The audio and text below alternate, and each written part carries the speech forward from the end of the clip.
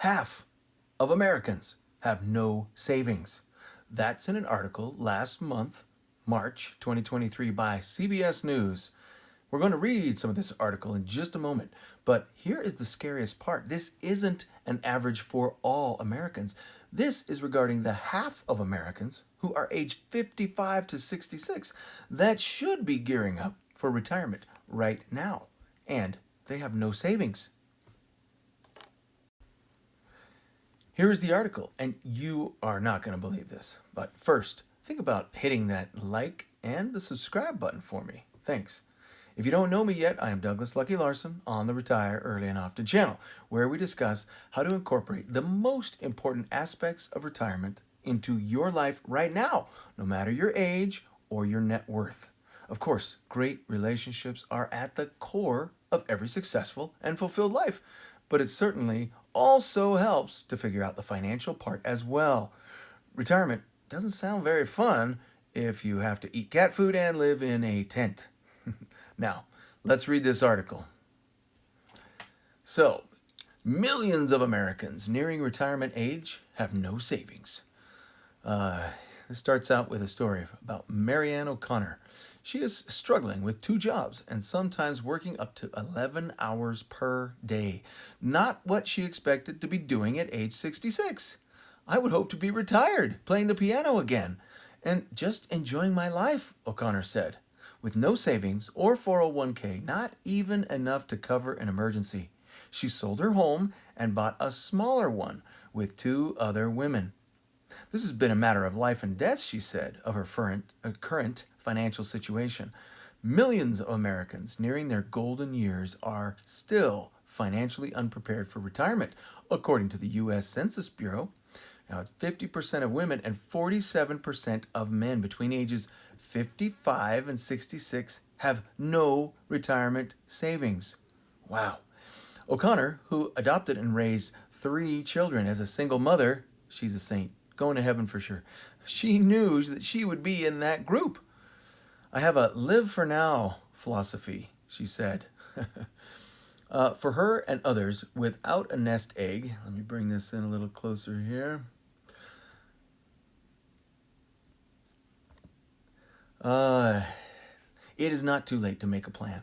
According to the AARP, that includes continuing to work, lowering your cost of living, saving when you can, and delaying the Social Security benefits that you'll receive until age 70 in order to get the largest monthly check possible. You should also avoid risky investments that you think will help you make up for lost time, because if they're risky, you might actually lose it all. The higher the promised returns, the more you want to do in research before you put your money in something like that, said David John, senior policy advisor, blah, blah, blah, blah.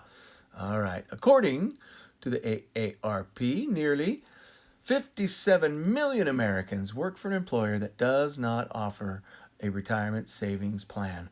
O'Connor said her advice to young people is to start saving now. Yes, very good advice. Well, so no retirement savings. The only thing that might not make this completely terrifying is that many people of this age with no savings might actually have a promised pension plan by their employer. Those are becoming more and more rare, but a few old-timers that I know worked for large companies that promised monthly payouts until you die once you've worked for the company for 25 or 30 years. It's not just companies, it's other things as well. But I'll give you an example. My father-in-law, he worked for Kennecott, now Rio Tinto, a large mining company, and he worked there for many years, I think 30 years. Through thick and thin and doing all kinds of different jobs, he ended as a machinist, and he enjoyed his work. He had a pretty decent pension after his retirement for about 20 years until he passed away at the end of last year. Now, it's also common for teachers or policemen or firefighters to have this kind of defined benefit plan. And it will be on top of their Social Security payments. But many Americans do not have a defined pension plan. They have not been able to work for an employer like that. They also have not been able to or not chosen to fund a defined contribution plan. Those are like the 401k or IRA. Now, half Americans, half that should be thinking about retirement, don't have savings or money for even emergencies, and certainly not a nice nest egg for the unlimited golf and travel that they may have pictured when they were younger. Now, back to the last bit of this article here. I love this part right here. I wish I'd started earlier, O'Connor said, but I guess I would now say that young people need to start planning as early as they can.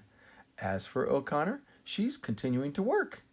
This is brilliant. She formed a company that plans trips for groups of women, and that allows her to see the world for herself, even if she's working while doing it. Good for her. So, I think one of the things I like about this, in this last paragraph, it describes how even though she's depressed about her situation to some degree, but she's not just giving up and rolling over and playing dead. She's got plans. And it sounds like she's having at least a little bit of fun with her plans. This highlights the fact that with a little bit of planning or a lot of planning, that you can do much better than average. All right. So I try to give some decent infotainment. This is not advice.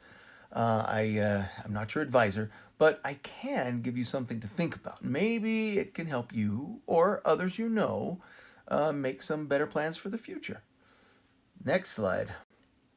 I think a large part of most people's plan is that Social Security and maybe a combined income or Social Security from a spouse, maybe an inheritance, or maybe winning the lotto is going to magically take care of you when you get old. Now, this might work out, but it might not.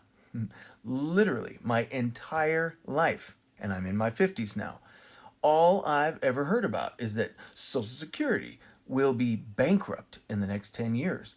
And then they keep moving that date back to the next 10 years and the next 10 years. Well, I don't think our government, with all of its entitlement programs from Social Security and Medicaid and Medicare and disability programs and government pensions and welfare, and the list goes on, I don't think that the government will declare bankruptcy or default on their obligations. I just think that over time, the money they print and borrow and tax into existence, government doesn't make money, they just take it from you and other places. And don't forget their printing press in the basement of the Treasury. So this money that they bring into existence and then promise to give back to you and me, well, that money will just simply cover less and less of our real expenses. Now, we have not seen hyperinflation in the US or Canada or Europe, but we have certainly seen high inflation, and that continues to take away the purchasing power of our dollar bills. Now, I decided very young that I was going to make a plan outside of the system. And that's a big key to financial freedom and happiness in life, to have a plan outside of their system. A plan that doesn't require government money, that may or may not be there when you are older to help you survive. So, what can you do?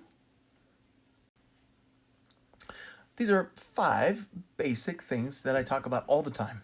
First one, relationships. Well, family and friends and professional networks and church groups, these are the people who will support you through thick and thin, and you will do the same for them, in good times and in bad. And without great relationships, life at any age can feel meaningless. So build those strong bonds now and always. Number 2, skills. No matter what your current job is, there are always skills that will give you more marketability at work or more value in a community, or they may just help you be more self-reliant when bad things happen in the world. Do you know how to repair some of the basic things around your house? Can you fix the car? What skills at work will make you more valuable and better paid? Don't spend your free time playing video games or binging Netflix. No, learn something that can benefit you and others. Three, housing and other expenses will eat up all your money now and will also keep you broke in the future. Rein in your needless expenses, like eating out too much or having a car that's just too expensive. I meet people all the time because I'm a landlord and they, open their books for me to show me their credit reports. And I see a two-person household and both of them have cars that are costing them $800 a month. And then insurance on top of that. That's sometimes more than what they're paying in rent. That's just crazy. Rein in your needless expenses. Some of these same people are ordering Uber Eats all the time and eating out all the time. And again, they can't afford to buy a house, so they're renting from me. Too much revolving personal credit. And now I'm not Dave Ramsey, a zealot. I've used various kinds of debt and leverage all throughout my working years to get a better education and then buy assets like cash flowing real estate. Still, consumer debt for unnecessary things or eating out fancy meals, it's just stupid. Certainly look at your biggest expense, which is usually your housing. In this news story we just read, this nice lady, Mary Ann O'Connor, sold her house and bought a smaller place with some friends. That sounds like she's house hacking to me, and it's something I talk about all the time on this channel. And if you can reduce your housing expenses drastically by bringing in roommates and or downsizing, most of all, locking in your payment so nobody can raise your rent on you, you could save $1,000 or more per month quite easily. Number 4, income. If you focus only on your expenses and relationships but ignore your income, you might still end up broke and a burden to others. Now, I love what this woman has done to combine her income stream with a little bit of fun by creating a business that plans travel for older folks, like herself. Certainly, she's also improving her relationships this way as well. Brilliant! Win, win, win. Now, what can you do to find an income stream or improve your income stream and start saving money? I'm sure you can think of something, and please feel free to watch some of my other videos for some great ideas and also comment down below and maybe tell us and our other audience members what you've done. Number 5, once you've got some extra discretionary money, I never call it disposable. Who has money to throw away? Yeah, maybe about 5 people, you and Bill Gates. But once you've got discretionary money above and beyond a few thousand emergency dollars, you can start thinking about investments. I wouldn't even begin to think about something speculative like Bitcoin or buying gold miners unless you've got at least $50,000 or $100,000 saved up. The investments I'm talking about are super secure and liquid possibilities like U.S. Treasuries or even bank CDs, certificates of deposit, that can yield 4 or 5% or better right now. Now, I am a real estate guy, and that's how I've made most of my money. That's where my nest egg is in equity and the rents that come in from my tenants who pay every month. Now, I love how with real estate you can put down a very small down payment, 3 or 5%, and leverage other people's money to buy large assets. Yes, I know interest rates are up, but if you find the right deal, it's the right deal. Keep looking. Now, I think we're going to see some great values, great opportunities over the next year or two.